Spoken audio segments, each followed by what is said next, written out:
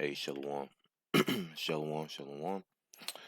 I want to start this lesson off by giving all praises, honors, and glories due to Yahweh, Ba'ashem, Yahushai, Ba'ashem, Rakak Wadash. Double honors to my elders, apostles, bishops of Great Millstone who rule and teach well.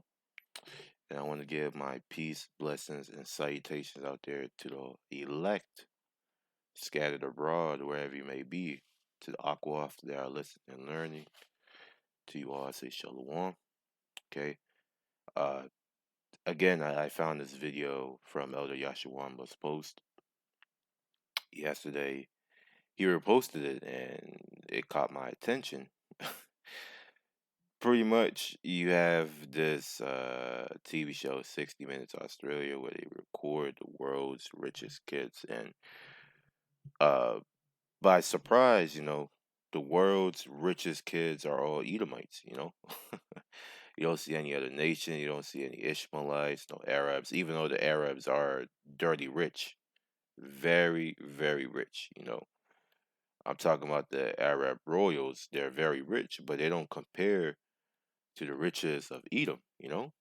That's just how it is. Okay.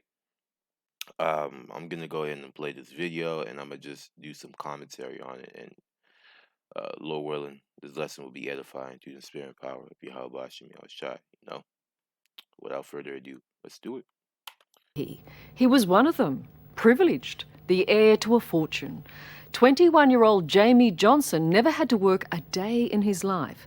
Then he went into the movie business, made a candid documentary about his fabulously wealthy friends. They spilled the beans, all the beans, and thus broke the last great social taboo. Never, ever, ever be crass enough to talk about money.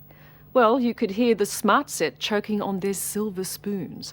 They cut young Jamie dead. You'll see why in this preview of his sneaky expose, the film he called Born Rich.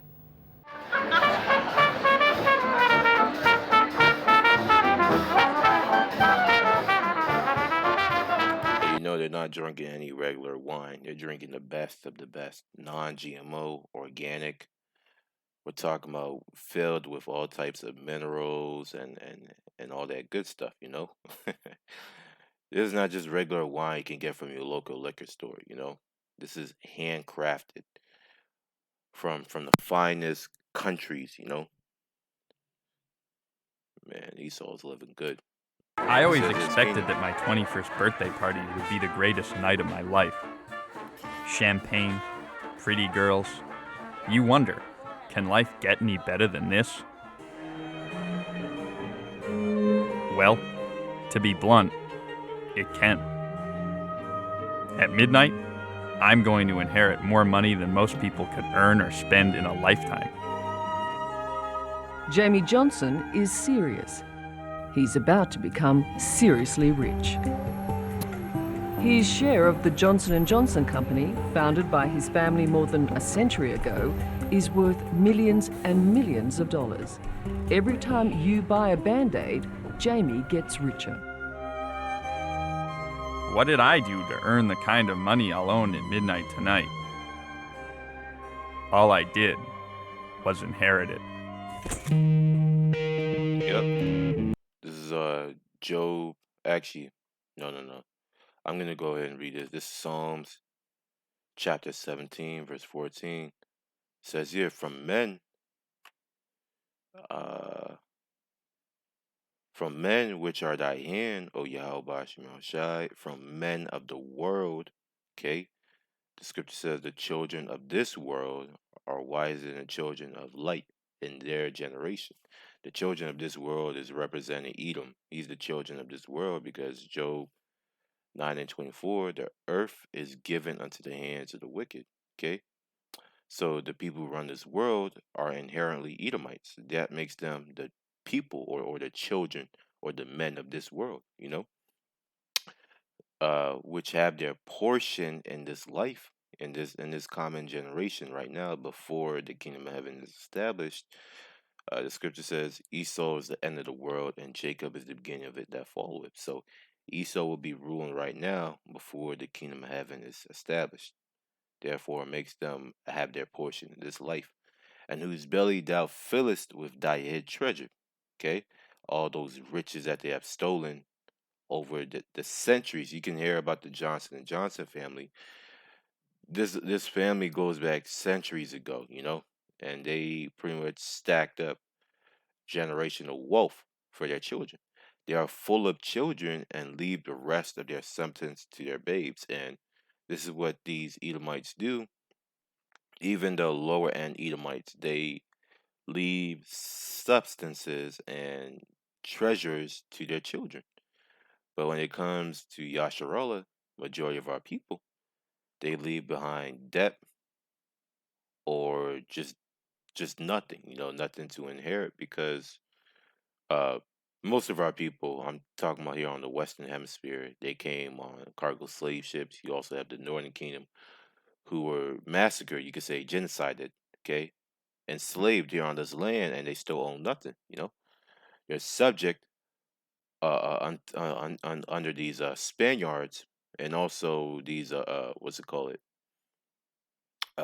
These descendants of those Spaniards that are still living there, because truth be told, Spain still has a control.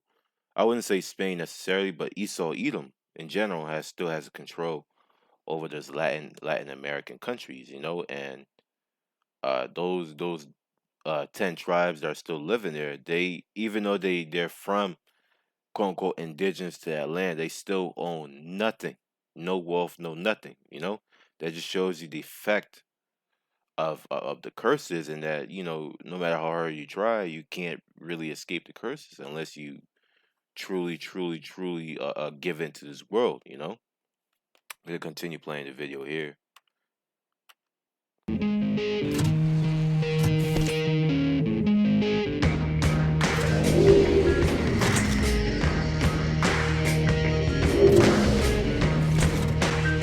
Esau's lifting it up.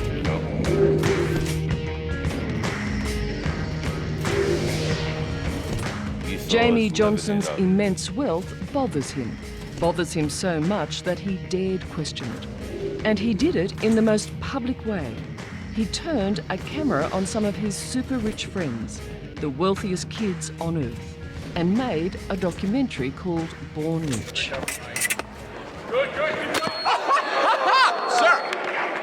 It would be a low estimate, a very low estimate for me to say 20 billion. I remember when I was a little kid, my mom let me spend the day with my uncle.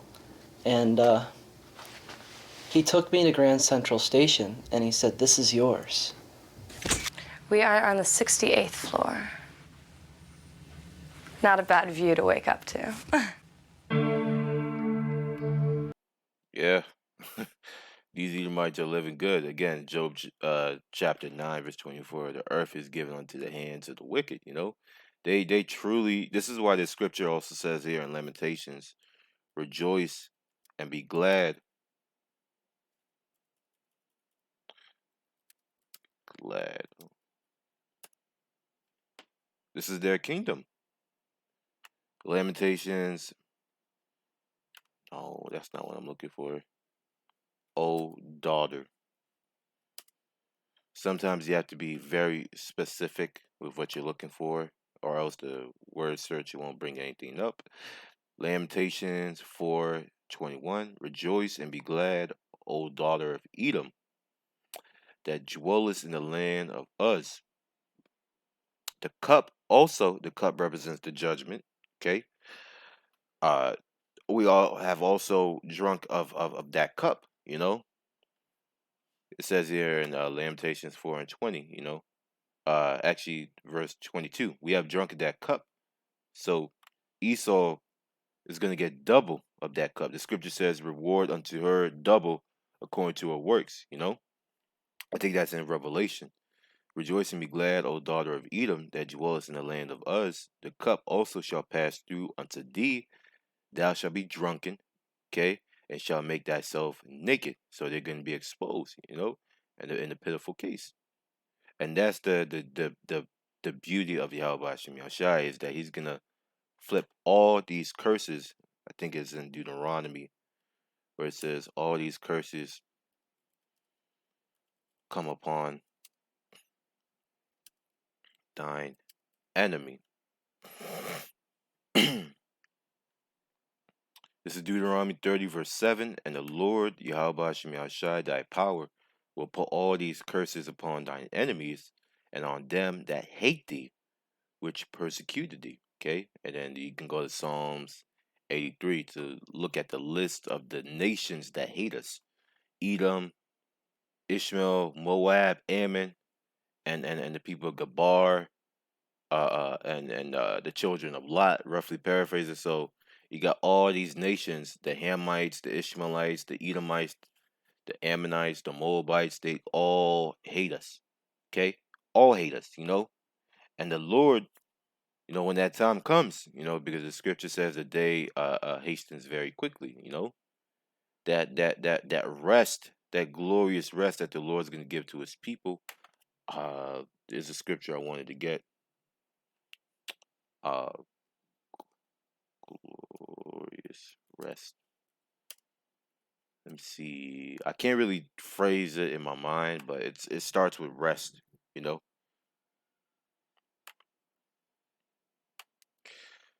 Let's see if the Lord wants me to find it, I will find it. You know.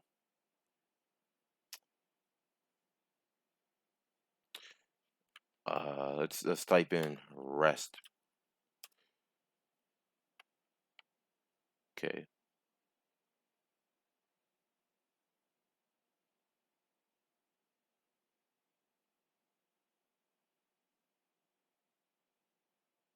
Oh, Hebrews 4:9. There remaineth therefore a rest to the people of the Most High, the descendants of Abraham, Isaac, and Jacob. That rest is the kingdom, because the Scripture says, "For we have no continuing sitting, but we seek one to come." Okay, that's why whenever you get any blessings or any riches in the society, you always have to keep in mind that it's all temporary. It's all temporary. It's not even going to compare to the riches you will receive in the kingdom.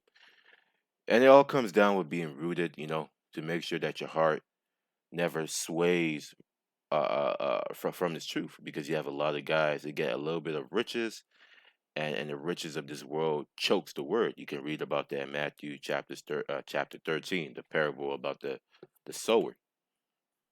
Okay. Let's see here. What else can I get?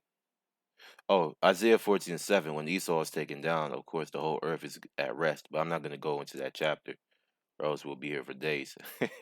That chapter, links with so many other precepts, man. Beautiful chapter. Uh,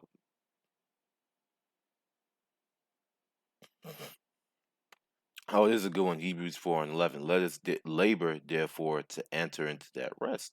You know, Scripture says, "Through much tribulation we shall enter into the kingdom of the Most High." And I'm starting to understand that more and more, because even though you get to a certain point in this walk, you get 4 years, 5 years, 3 years, you start having a sure foundation. It gets to the point where you get a little bit complacent and you forget about the tribulation that still comes upon you. We get a little lax, a little relaxed. That's why the Lord gives that iron sword on us. From time to time, we'll get fucked up, just so the Lord can remind us to remain locked in His ministry. Because if you were too relaxed in this walk, you would probably forget about the Most High. That's just how it is. So I'm gonna go back to the video. Actually, before I do this, Job chapter 21, and I'm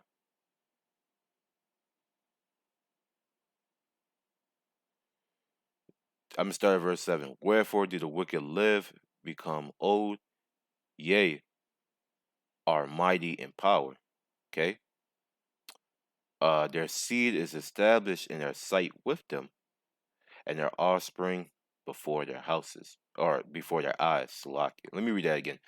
Wherefore do the wicked live, become old, yea, are mighty in power. Yeah, because if you look at the elites of Edom, they have been going around. The whole family have started for some 200 years, 300 years. The Rothschild family is about almost 500 years.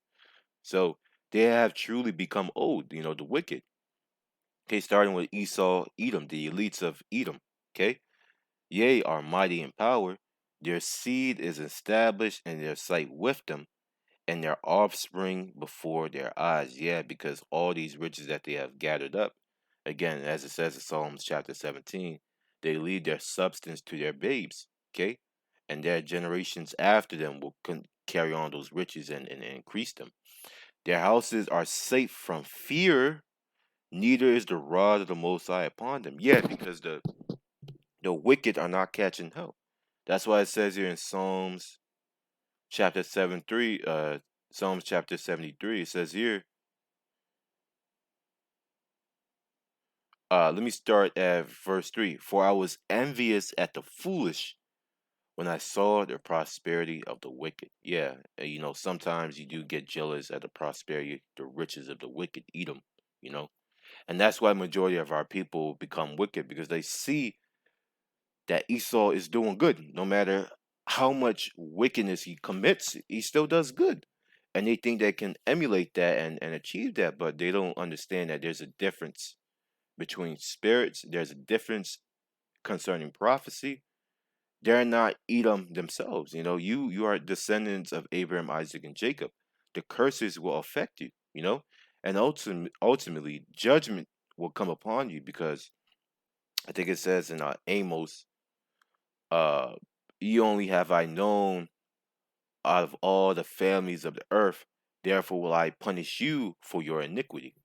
So, okay, so the Lord only knows us, therefore he's gonna pull the rod of correction on us whenever we go off. But for the nations, he let them stack it up until the tab is full, and then he lays down that hammer.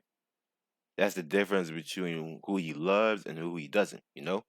And it sucks. It's tough love, but at the end of the day, the Lord does that to pretty much put us in order, so we don't go too far gone like these heathens now are doing. You see them doing all types of wickedness. I mean, it's deteriorating. They live a deteriorating lifestyle. Okay, for there are no bands in their death, but their strength is firm. Okay, no bands mean there is no trap in their death. These Edomites, they die almost, you could say, a perfect death, except for a few Rothschilds that maybe one drowned in a lake or whatever. These Edomites, they don't really die horrific deaths. And I'm talking about the riches of these Edomites. They die, you could say, peacefully.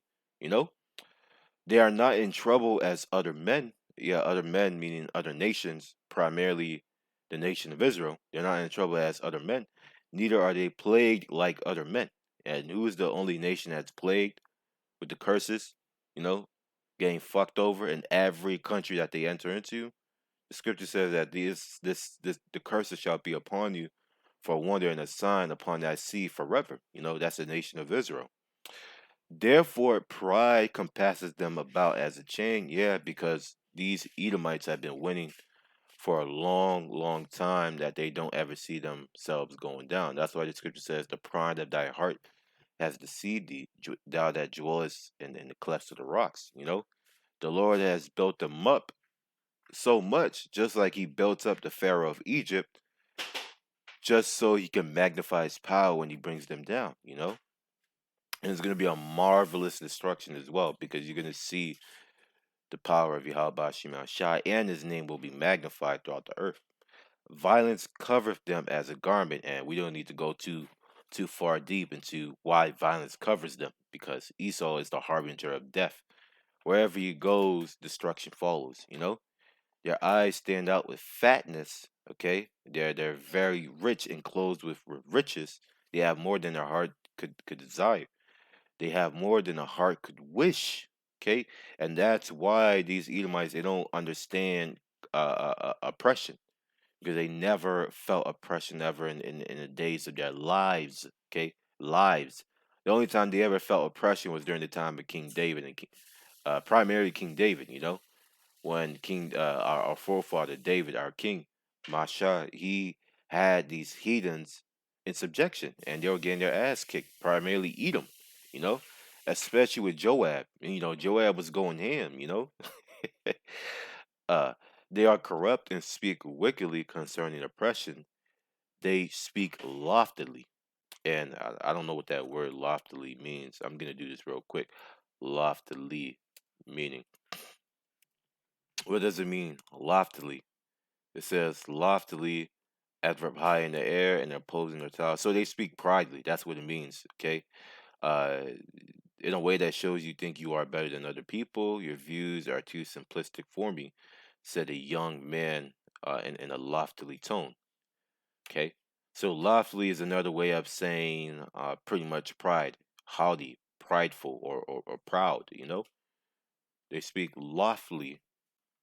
Where is that chapter? Psalm 72. They are corrupt and speak wickedly concerning oppression. They speak loftily, they speak proudly. They set their mouth against the heavens. Yeah, because they blaspheme the Most High. You can read about that in Ezekiel 28. He set up in the temple of the Most High, thinking that he is the Most High, and their tongue walketh through the earth. How does their tongue walk through earth? Through all the lies and the deception that they put in their news, in the media in general. You have the movies, the video games, the reality shows, the newspapers, the what's it called, the news anchors, and all these forms of meaning to pretty much trick, deceive. Their tongue walketh through the earth because they can pretty much influence a whole group of people through whether it's the radio or watching something visually. Okay.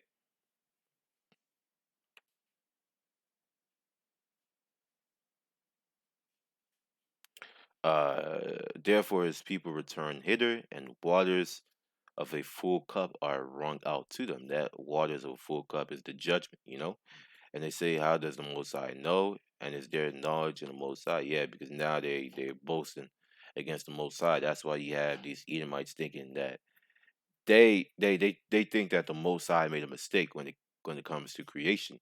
Verse 12, behold, these are the ungodly who prosper in the world. Again, then we read that in Psalms chapter 17, where it says, from men which are thy hand, O Yahweh Hashem Yashai, from men of the world, which have their portion in this life. Okay? This current life. Esau is the end of the world, and Jacob is the beginning of it that followeth. Okay? Going back to where was I?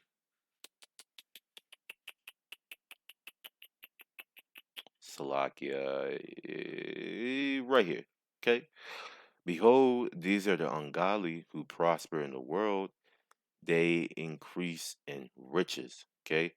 And all those riches, they're going to vomit it up. I think that's in Job as well. I'm not going to get it because of time's sake. This is Proverbs 10, verse 2. Treasures of wickedness profit nothing. Okay? But righteousness delivereth from death. I'm going to read that again.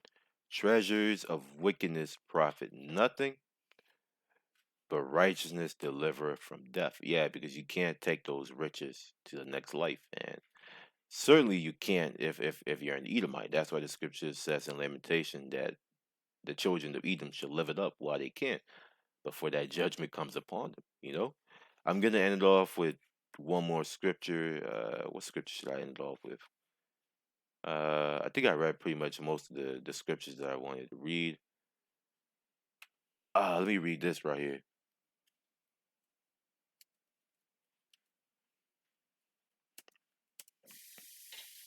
I'm gonna end off with this scripture right here. This is Amos 9, verse 13. It says, behold, the days come, saith the Lord, Yahweh Shai, that the plowman is the servant. Okay, Jacob is the servant. There's a scripture where it says, the first shall be last, and the last shall be first. We are the last that shall be first. That the plowman shall overtake the reaper. The reaper is the person who benefits from the labors, not working at all. He just sits there and collects from the prophet. And the treasure of grapes is someone who stomps the grapes of him that soweth seed. Okay? And the mountains shall drop sweet wine, and all the hills shall melt. Why? Because of nuclear missiles. That wine also represents blood, from the amount of bloodshed that will come, during that time. So, Lord willing, this lesson was edifying unto the elect. I just wanted to say a few words about this video right here. I'm gonna post this video in the description box. I wanted to watch the whole thing, and there's a lesson, but the Spirit had me bring out more precepts, and before I knew it, I was done. So, Lord willing, this lesson was edifying unto the elect, and until next time, Shalom.